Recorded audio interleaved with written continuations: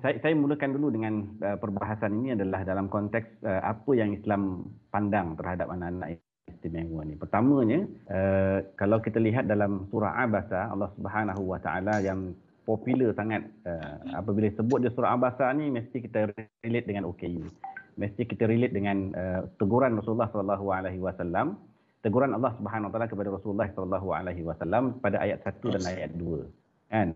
Dan kita lupa dalam surah Abasa itu ada ayat ke-9 dan ayat yang ke-10, iaitu kalimah Allah Subhanahu Wa Taala menyatakan bahawa wa huwa yakhsha fa anta anhu talaha. Itu ayat ke-9 wa huwa yakhsha, dan ayat yang ke-10 fa anta anhu talaha.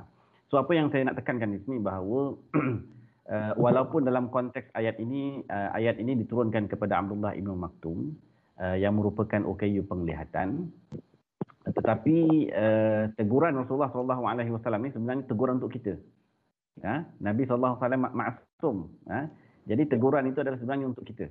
Untuk kita menginsafi bahawa mungkin boleh saya katakan bahawa buatlah apa sahaja dakwah yang kita buat, program yang kita buat, dan apa jua program-program sosial, agama dan sebagainya, tapi jangan tinggalkan OKU. Itu yang moral of the story dia. Jangan tinggalkan komuniti OKU ini. Dan dalam ayat yang ke-9 dan ayat ke-10 yang perlu kita tadabbur, iaitu wahwa yakhsha. Maknanya OKU ini kita tahu kita ni dilahirkan sebagaimana Nabi SAW menyatakan kullu mauludin yuladu ala fitrah. Kita ini dilahirkan dalam keadaan fitrah. Fitrah itu apa? Ulama membahaskan fitrah itu adalah fitrah beragama, suci, murni. Dan kalau kita bahas balik dalam perbahasan kita sebelum ditiup roh ke dalam janin itu, Allah Subhanahu Wa Taala dah bersoal jawab dengan kita. Bersoal jawab dengan kita. Allah kata, alastu bi rabbikum, bukankah aku ni Tuhan kamu? Maka kita pun menjawab qalu bala, maka kita sudah tentu engkaulah Tuhan aku. Barulah Allah Subhanahu Wa Taala tiupkan roh kepada janin kita. Maknanya itu dah ada satu perjanjian kita dengan Allah Subhanahu Wa Taala, dan apabila kita lahir, perjanjian itu telah diikat. Perjanjian itu telah diikat. Sebab itu disebut fitrah. Lahir kita itu dalam keadaan fitrah.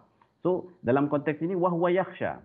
Walaupun dalam keadaan physically tak nampak, walaupun dalam konteks ini diturunkan, ayat ini diturunkan kepada komuniti OKU penglihatan, tapi sebenarnya dari sudut pemahaman dia adalah untuk semua kategori OKU. Maknanya wahwa yakhsha, mereka ini datang untuk mencari ilmu, mencari peringatan, mencari agama. Dan yang kedua, ayat yang ke-10 ini yang kita paling takut, fa'anta anhu talaha. Dan kita dalam bahasa kita buat je. Kita mengabaikannya. Kita terlepas pandang, dalam bahasa yang lebih santun lagi. Kita terlepas pandang.